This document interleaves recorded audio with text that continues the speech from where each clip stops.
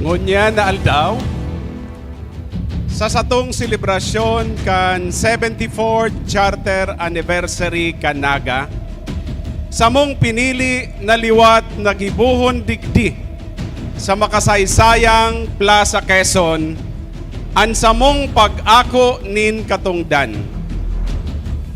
Sa parehong plaza, kung sain sa mong formal na hinagad sa Indo, natawan kami liwat nin mandato na kamo pagserbihan bilang ekspresyon kan sa mong padagos na pagdusay sa sarong bukas asin naninimbagan na paggobernar. 74 taon na an uminagi kan an satong syudad naging talingkas sa politikal asin administratibong aspeto sa satong probinsya. Kan sa aldaw na ini kan 1948, pinirmahan kan dipontong Presidente Elpidio Quirino an Acta Republica numerado 305 o Charter Kanaga na pigpadrinuhan kan revolusyonaryo asin tubong libmanan na si Representante Juan Quirobin Miranda. Makalihis man an anom na bulan kan maipasar an ley na ini. Pig inaguraran kan Disyembre 15, 1948 kan mga bagong opisyales an Naga bilang bagong syudad na pinamayuhan kan saruman na revolusyonaryo asin libmanenyo ang dipuntong alkalde Leon Salem Aurios na iyo ang naglapigot sa liwat na pagpatindog kan Naga sa mga danyos kan Giyera Mundial numero 2. Higos, sakripisyo, asin pasasalamat. Alagad bago po yan, an sakuya pong pag-acknowledge sa satuya pong padangat asin namumutan na Vice Presidente kan Pilipinas, Vice President Leni Robredo. An satuya man na representante kan Tercer Distrito kan Camarines Sur, dakol na po ining naituga na itatabang sa satuya, Congressman Gabi Bordado Jr. An sakuya pong kapartner sa pagpapadalagan kan lokal na gobyerno kanaga bilang presiding officer kan sangguniang panglungsod, Vice Mayor Nene Diasis.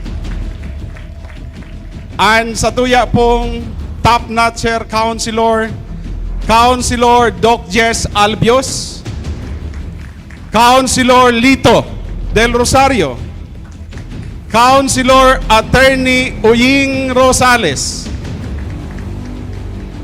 Councilor General Omar Buenafe,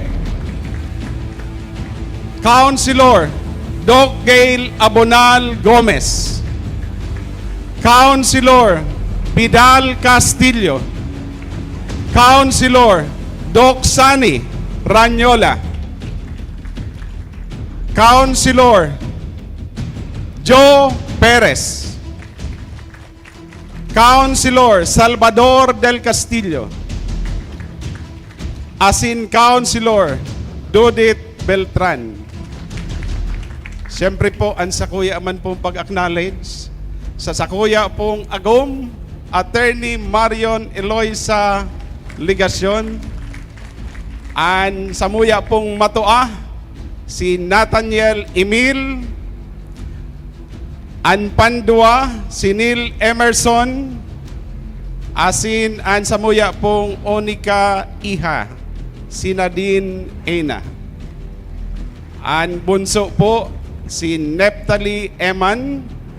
Ang sa kuya pong daughter-in-law, si Camille. Asin ang sa kuya pong makuapo, si Noah. Sa satuya po gabos na yaon digdi, marahay na pagkabanggi. Higos, sakripisyo, asin pagpasalamat. These are the values which I continue to live by since my childhood years in my hometown in Buhi, which are brought about by my parents who are farmers.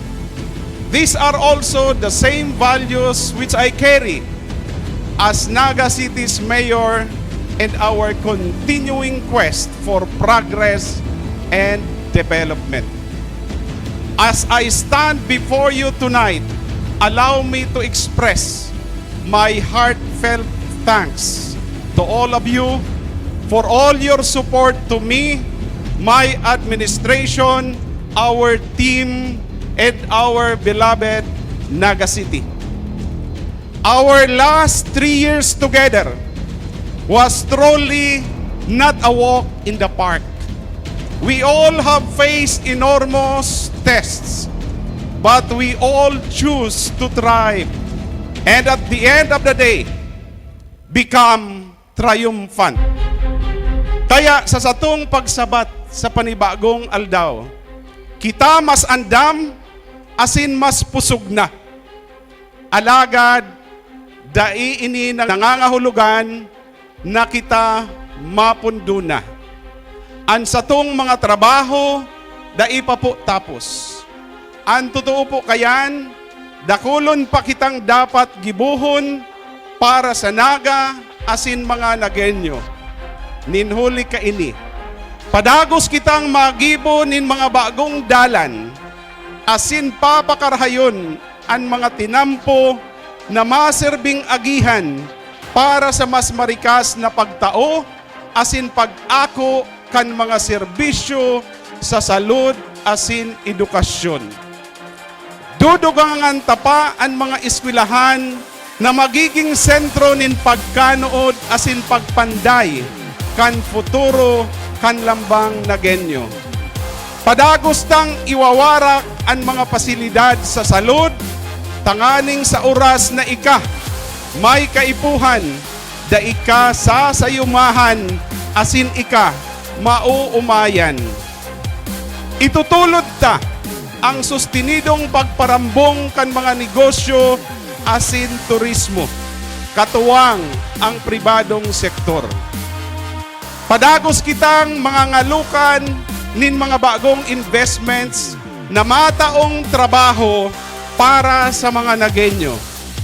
Siring kan sa mong panuga, tatawan taning ganan an agrikultura na iyo ang pundasyon kan sa tong ekonomiya. Sisiguraduhon ta nakabdang kan mga produkto kan paraumang nagenyo. Direktang babakalon kan lokal na gobyerno para sa mga programang pangkasaraditan, arog kan sa tungkwin, asin sanggawadan. Ang naga perming pigihiling na ehemplo kan marhay na paggogobyerno sa satong nasyon. Kita po baga sentro kan inobasyon. Asin dahil kaini, ang satong mga programa padagos na nagsisirbing pangarugan para sa ibang mga LGU. Alagad, kadaklan man sa mga ini, ang kaipuhanan niyatong ripasuhon para makasabay sa presenting hinahagad kan panahon. Ini po ang sakong hahagadon na satong pagtatarabang tabangan para kita mas maging marhay pa kaysa dati. With full conviction, I would say that Naga is not just Bicol Center of Commerce and Industry, nor even just an overall most competitive component city in the entire Philippines.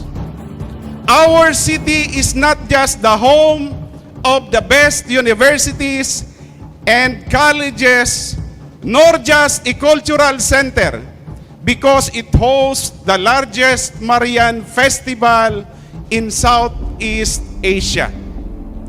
Naga is a community of people that fulfills its mission in service.